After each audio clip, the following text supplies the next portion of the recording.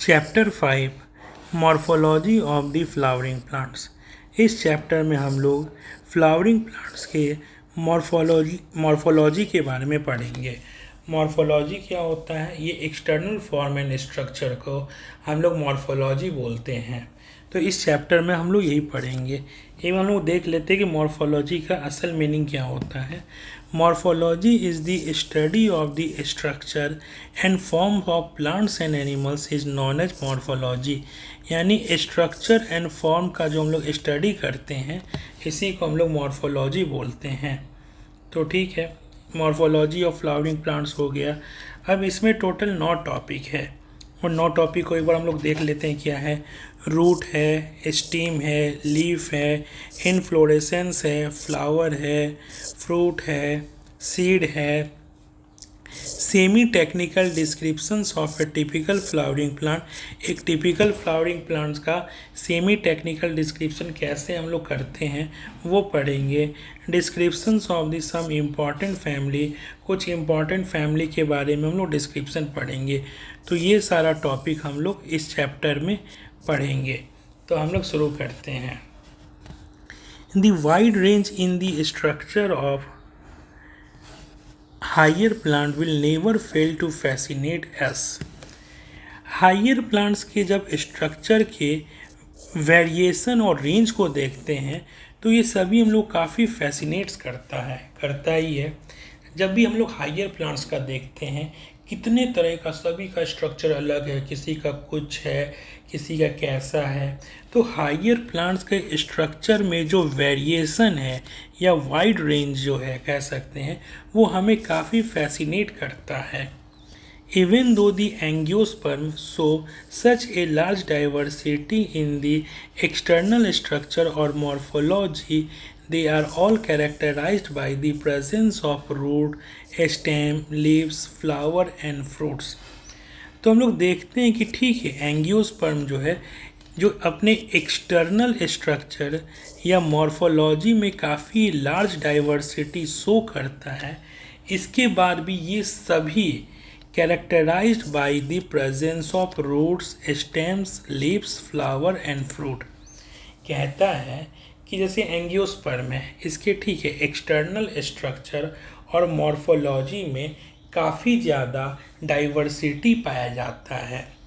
In diversity के बावजूद सभी में रूट होता है, स्टेम होता है, लीव्स होता है, फ्लावर होता है, फ्रूट होता है। यानी भले ही कितना ही मॉर्फोलॉजी में वेरिएशन हो जाए, डाइवर्सिटी हो जाए, लेकिन कुछ फंडामेंटल कैरेक्टरिस्टिक्स है जो सभी में पाया जाता है। यही चीज़ ये कहना चाह रहा है। In chapter 2 and 3 we talked about classification of plants based on morphological and other characteristics। Chapter 2 और 3 में हम लोगों ने क्या किया था? प्लांट्स को क्लासीफाई किया था और उसका आधार क्या था? मॉर्फोलॉजी एंड अदर कैरेक्टरिस्टिक्स, जैसे कि हैबिटेट था, रिप्रोडक्टिव प्रोसेस, ये सब कुछ कुछ बेसिस था। तो मॉर्फोलॉजी और अदर कैरेक्टरिस्टिक्स के आधार पर हम लोग चैप्टर 2 और 3 में प्लांट्स का क्लासिफिकेशन देख चुके हैं।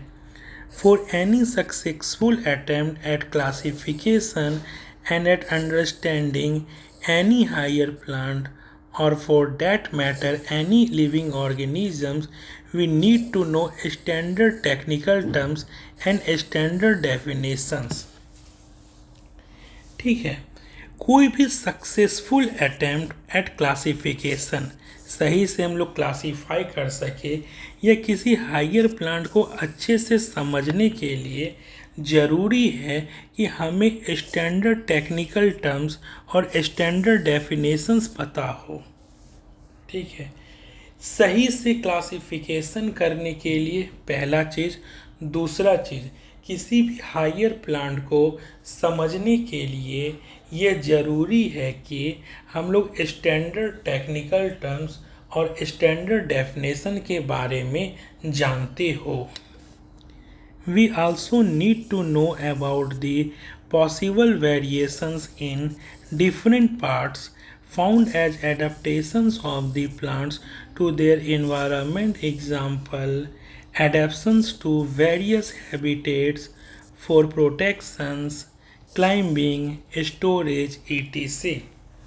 हमें ये भी जानने की ज़रूरत है कि क्या क्या पॉसिबल वेरिएशन आता है अलग अलग पार्ट्स में एज एडाप्टेशन टू इन्वायरमेंट।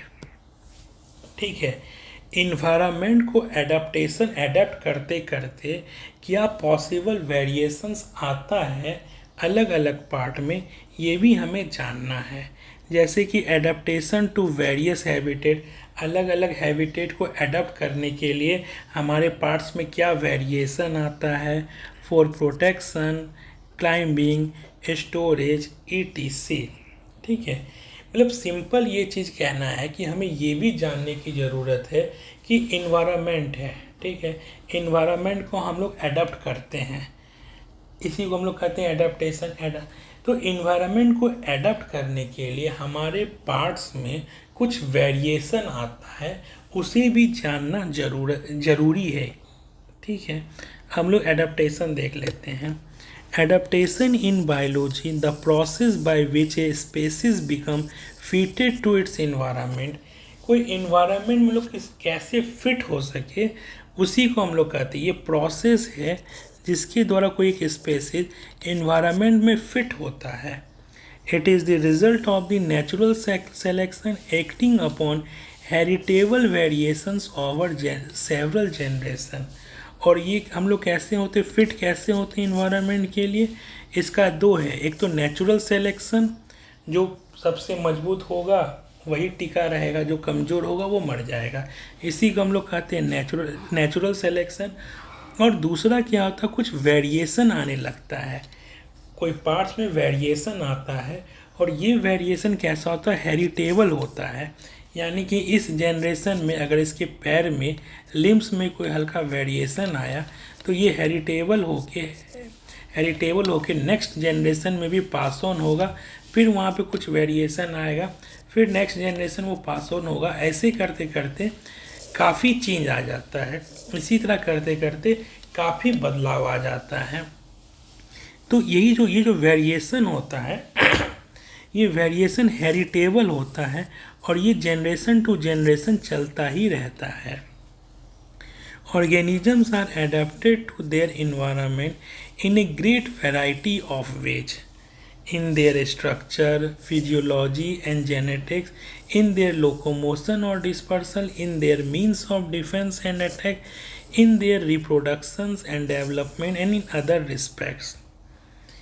तो ऑर्गेनिज्म जो एडाप्ट करता है एनवायरनमेंट में, तो कई तरीके से वो एडाप्ट करता है। ऑर्गेनिज्म इन्वायरमेंट को एडाप्ट कैसे करता है, कई तरीके से एडाप्ट करता है। अपने स्ट्रक्चर में चेंज लाके, फिजियोलॉजी में चेंज लाके, जेनेटिक्स में चेंज लाके, लोकोमोशन या डिस्पर्सल में चेंज लाके, अपने means of defence and attack, reproduction, development और अदर रिस्पेक्ट्स में कुछ हल्का हल्का वेरिएशन आता है। वेरिएशन लाके ये इन्वायरमेंट को एडाप्ट करता है, इसी को हम लोग कहते हैं एडेप्शंस। ठीक है, 4. If you pull out any weed, you will see that all of them have roots, stems and leaves। कोई वीड को हम लोग ऐसे ही नॉर्मली खेत से में है कोई वीड, उसको निकाल के देखते हैं तो सभी में क्या होता है, रूट होता है, स्टेम होता है, लीव्स होता है।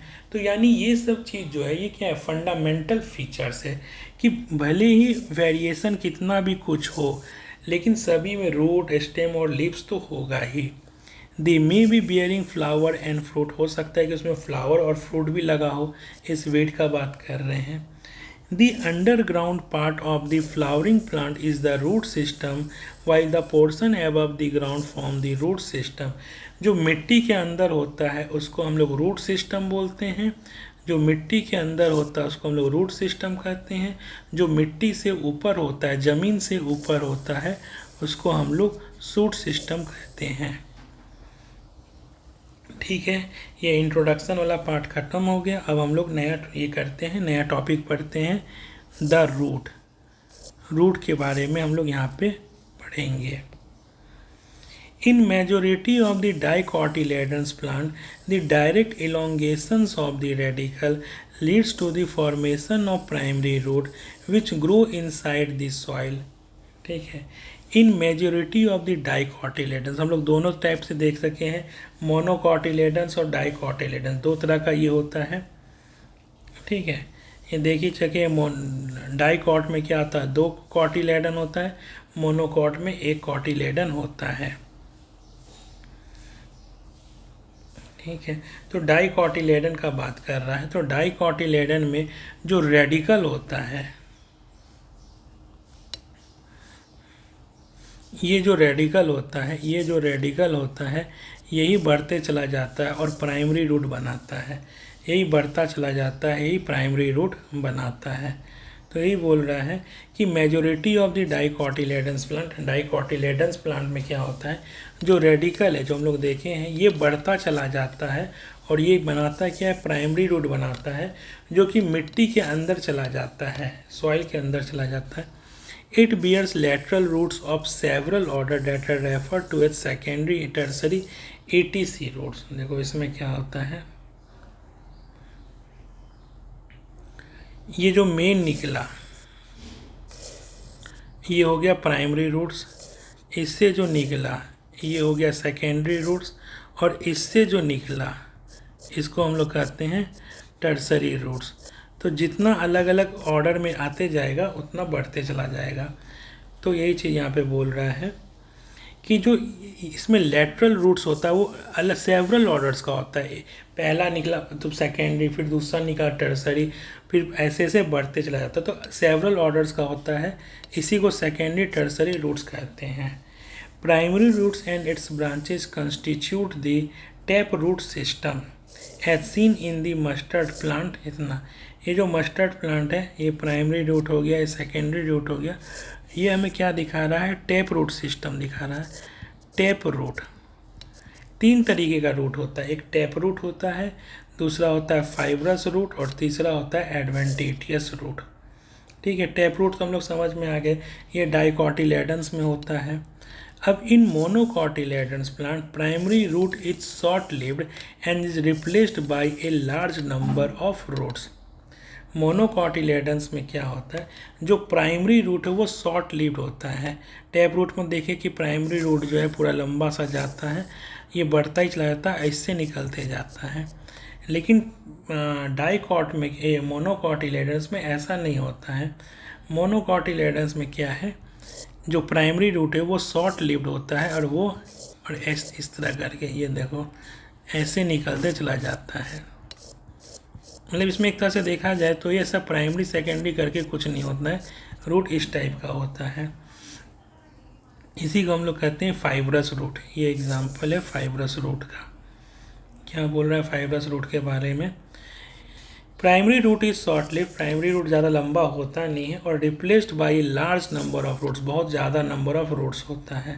ठीक है, इसमें कोई प्राइमरी रूट तो दिख नहीं रहा है, प्राइमरी रूट शॉर्ट लिव्ड होता है और लार्ज नंबर ऑफ रूट्स निकल जाता है बेस ऑफ द स्टेम से।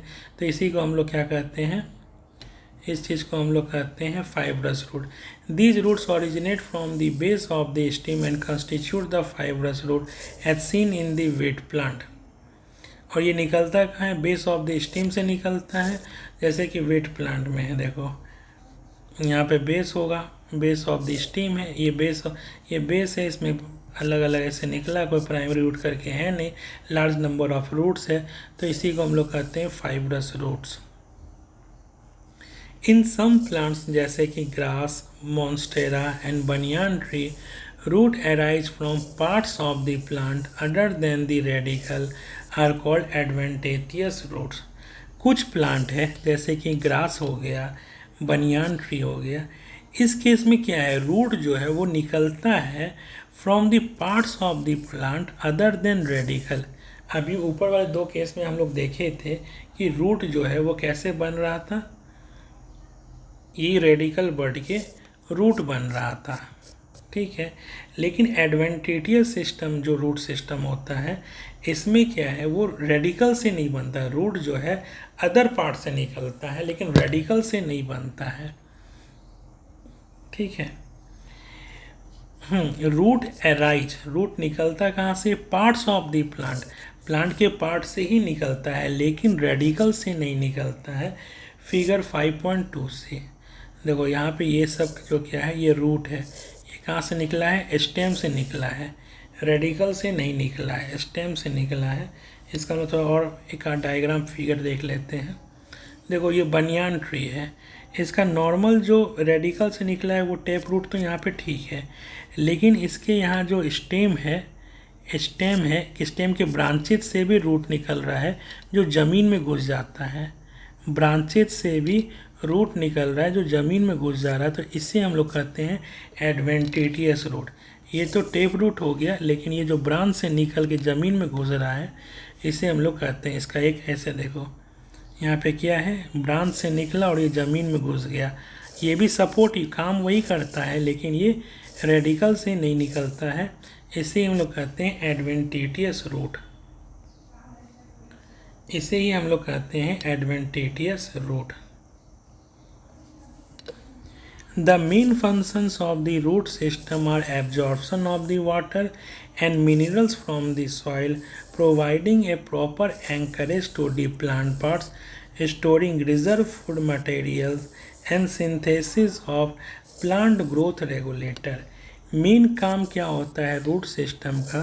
पहले तो पानी और मिनरल्स को एब्जॉर्ब करना फ्रॉम द सॉइल, मिट्टी से पानी और मिनरल्स को एब्जॉर्ब करना, proper anchorage to the plant parts, anchorage मतलब पकड़ के रखना, प्लांट पार्ट्स को पकड़ के रखना, या ये कह सकते हैं कि मजबूती देना, proper anchorage to plant parts, reserve food material को स्टोर करना, रिजर्व फूड मटेरियल को स्टोर करना, और प्लांट ग्रोथ रेगुलेटर्स को सिंथेसाइज करना, प्लांट ग्रोथ रेगुलेटर को सिंथेसाइज करना भी इसका काम है।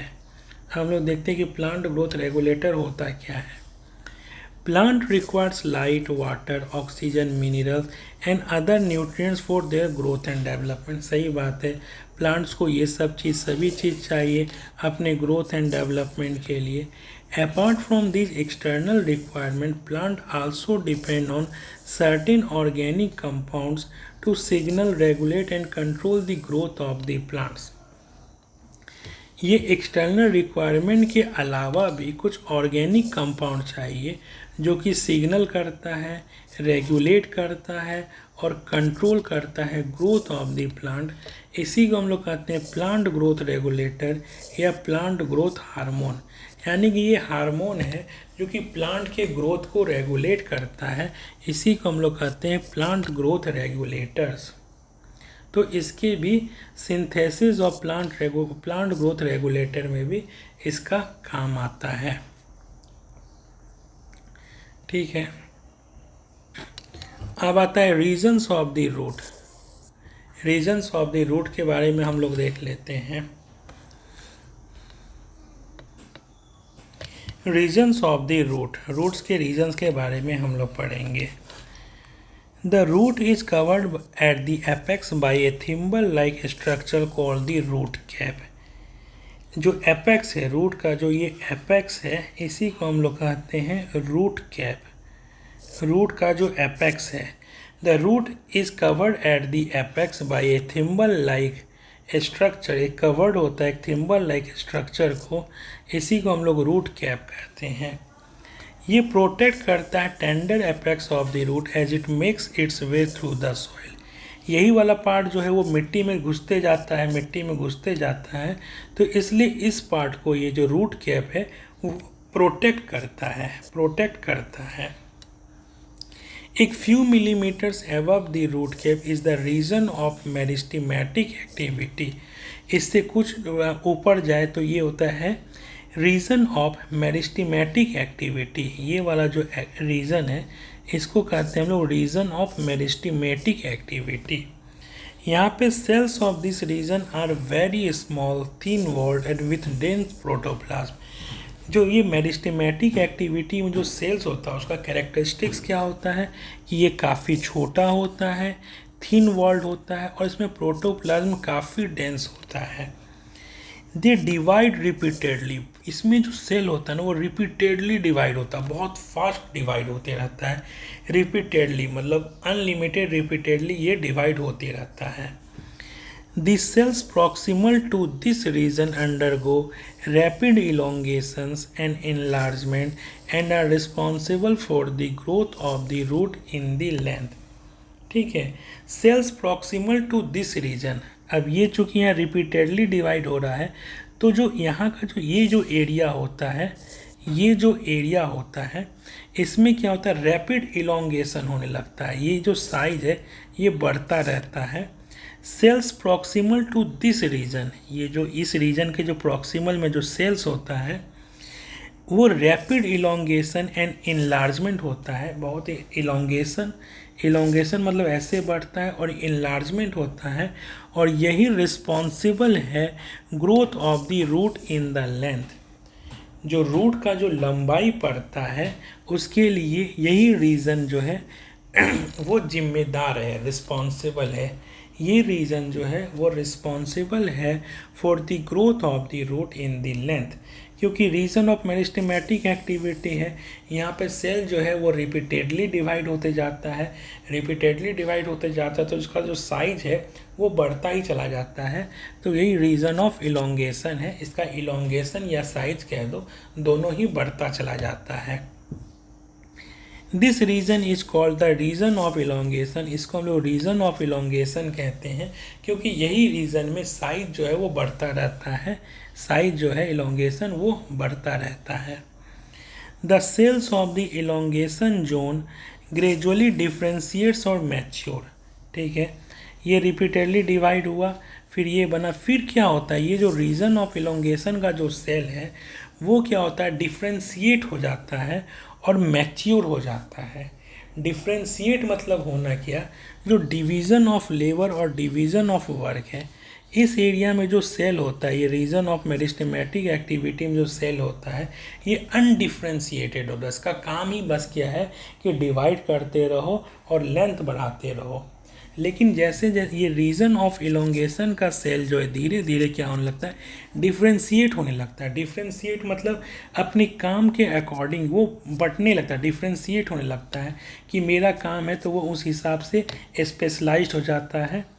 तो डिवीज़न ऑफ वर्क या डिवीज़न ऑफ लेबर, जिसका जो काम है उस हिसाब से वो स्पेशलाइज्ड होने लगता है और मैच्योर होने लगता है, तो उसका जो डिवाइड करने का, डिवीज़न करने का जो कैपेसिटी है वो ख़त्म हो जाता है, कम हो जाता है या ख़त्म हो जाता है। यानी कि अब उसका काम केवल डिवीज़न नहीं है, वो अब एक स्पेशलाइज्ड फंक्शन करने के लिए वो डिफ्रेंशिएट हो चुका है और मैच्योर हो चुका है। Hence, this zone proximal to region of elongation is called the region of maturation। इसलिए ये जो region of elongation के proximal में ही है region of maturation। अब इस region में जो सेल होता है इसका काम डिवीज़न करना नहीं है, डिवाइड करना नहीं है, बल्कि इसका एक स्पेसिफिक कुछ काम होगा, इसलिए ये डिफ्रेंशिएट हो जाता है अपने काम के हिसाब से और मैच्योर हो जाता है। तो इस रीजन को हम लोग कहते हैं रीजन ऑफ मैच्योरेशन, क्योंकि इसमें जितना भी सेल है वो मैच्योर हो चुका है, डिफ्रेंशिएट हो चुका है और उसका काम अब क्या है, डिवीज़न करना नहीं है। तो this zone proximal to region of elongation, इसको हम लोग कहते हैं region of maturations. From this region, some of the epidermal cells form very fine and delicate thread-like structure called root hairs। इसी रीजन से कुछ एपिडर्मल सेल्स क्या होता है, जो आउटर एरिया में जो रहता है, देखो एपिडर्मल सेल,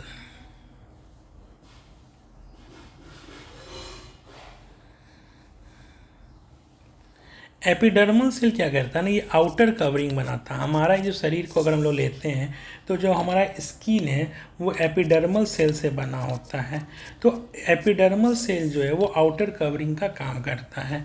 तो इस रीजन में, रीजन ऑफ मैच्योरेशन में, जो एपिडर्मल सेल होता है वो क्या बनाता है, fine and delicate thread like structure बनाता है जिसको कि हम लोग रूट हेयर कहते हैं। बहुत ही फाइन और थ्रेड लाइक स्ट्रक्चर बनाता है जिसको कि हम लोग रूट हेयर कहते हैं। These root hairs absorb water and minerals from the soil.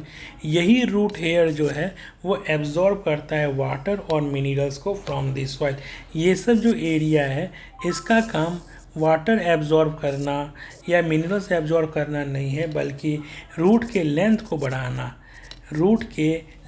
बढ़ाना है। जबकि जब यहाँ के सेल मैच्योर हो जाता है डिफरेंट, तो असल में रूट हेयर का काम होता है मिनरल्स और वाटर्स को एब्जॉर्ब करना। ठीक है, यहाँ पे ये चीज़ ख़त्म हो गया। अब हम लोग आते हैं स्टेम के बारे में, द स्टेम। ठीक है, तो एक बार हम लोग फिगर देख लेते हैं स्टेम क्या हुआ। ये रूट हो गया, टैप रूट सिस्टम देख लिए, एडवेंटिटियस देख लिए, प्लांट ग्रोथ। स्टेम तो हाँ, एपिडर्मल सेल जो अभी हम लोग देख रहे थे क्या होता है। Epidermal cell is a cell that is part of the outer layer of organism. Outer layering का काम होता है एपिडर्मल सेल का, जैसे कि हम बोले थे for example in humans skin cells are epidermal cell. जो हमारा स्किन सेल होता है वो एपिडर्मल सेल होता है। Leaves on the plants have epidermal layer on the top and bottom of the leaf. जो लीफ होता है, जो पत्ता होता है, इसका भी जो आउटर कवरिंग होता है टॉप पे और बॉटम में, वो एपिडर्मल सेल ही करता है। अब स्टेम का बात कर लेते हैं। तो हम लोग पढ़े थे रूट जो है वो रेडिकल से बनता है, तो शूट जो है वो कैसे बनेगा, रूट सिस्टम या स्टेम जो है वो प्लूमूल से बनता है, प्लूमूल से बनता है। और ये एक देख लेते हैं हम लोग शूट सिस्टम में क्या क्या होता है। शूट सिस्टम में ये फ्लावर होता है, फ्रूट होता है, स्टेम होता है, लीफ होता है, नोड, इंटरनोड, बर्ड, ये सब चीज़ से मिलके शूट सिस्टम बनता है, प्लूमूल से बनता है। What are the features that distinguish a stem from a root. क्या क्या चीज़ है जो कि एक रूट को स्टेम से अलग करता है। The stem is the ascending part of the axis bearing branches, leaves, flowers and fruits. Stem क्या है, ये अगर मिट्टी है, ज़मीन का लेयर कह सकते हैं, तो ऊपर जो असेंडिंग पार्ट है ये शूट सिस्टम हो गया, जो डिसेंडिंग पार्ट है वो रूट सिस्टम हो गया। तो स्टेम जो क्या होता है वो असेंडिंग पार्ट होता है जिसमें कि ब्रांच लगता है, ब्रांच, ये ब्रांच हो गया, ये ब्रांच हो गया, लीव्स लगता है, फ्लावर्स एंड फ्रूट्स लगता है। It develops from the plumule of the embryo of A germinating seed. हम लोग पहले ही देख चुके हैं कि ये प्लूमूल ही डेवलप होकर जो है वो स्टेम या शूट सिस्टम बनाता है। ठीक है, the stem bears the nodes and internodes. Stem में नोड्स और इंटरनोड्स होता है। देखो यहाँ जहाँ से पत्ता निकला है इसको हम लोग नोड्स कहते हैं। यहाँ से भी एक ब्रांच निकला है या पत्ता निकला है, जहाँ से ब्रांच या पत्ता निकले इसको भी नोड कहते हैं। ये भी एक नोड हो गया, ये नोड हो गया, ये दो नोड हो गया। और इस दो नोड के बीच के जो दूरी को कहते हैं इंटर नोड। ये भी एक नोड है, ये भी एक नोड है। जहाँ से ब्रांच निकल रहा है या लीफ निकल रहा है वो नोड हो गया, और दो नोड के बीच के दूरी को हम लोग इंटर नोड बोलते हैं। The region of the stem where leaves are born are called nodes, while internodes are the portion between the two nodes। वही बोल रहे हैं कि स्टेम का वो रीजन जहाँ से पत्ता निकलता है उसको हम लोग नोड्स कहते हैं, और दो नोड्स के बीच के दूरी को हम लोग इंटरनोड्स बोलते हैं। Stem bears buds which may be terminal और एक्सिलरी। स्टेम में बर्ड होता है, ये जो है ये बर्ड है, ये जो है बर्ड है। इसके पोजीशन के हिसाब से कि बर्ड कहाँ पे, दो तरीके का होता है, एक टर्मिनल होता है और एक्सिलरी बर्ड होता है। जो एकदम टॉप पे हो गया, टॉप पे अगर जो पाया जाता है तो उसको हम लोग कहते हैं एपिकल और टर्मिनल बर्ड। लेकिन और जो यहाँ पे पाया जाता है पत्ता के साथ, लीफ के साथ, उसको हम लोग कहते हैं एक्सिलरी और लैटरल बर्ड। ठीक है, तो बर्ड को पोजीशन के हिसाब से दो भाग में बांटा गया, टर्मिनल बर्ड और एक्सिलरी बर्ड। तो ये हो गया अपना टर्मिनल बर्ड और ये हो गया हमारा एक्सिलरी बर्ड। तो यही बोल रहा है यहाँ पे क्या बोल रहे हैं कि जो स्टेम में बर्ड्स होता है जो कि टर्मिनल हो सकता है और एक्सिलरी हो सकता है। Stem is generally green when young and later often become woody and dark brown. Stem जो है जनरली जब यंग होता है तो ग्रीन होता है, जैसे जैसे एज बढ़ते जाता है तो हल्का हल्का लकड़ी जैसा या डार्क ब्राउन होने लगता है, वुडी जैसा होने लगता है, डार्क ब्राउन होने लगता है। The main function of the stem is spreading out branches bearing leaves, flowers and fruits. Main function जो स्टेम का क्या है कि ब्रांच निकलता है इससे।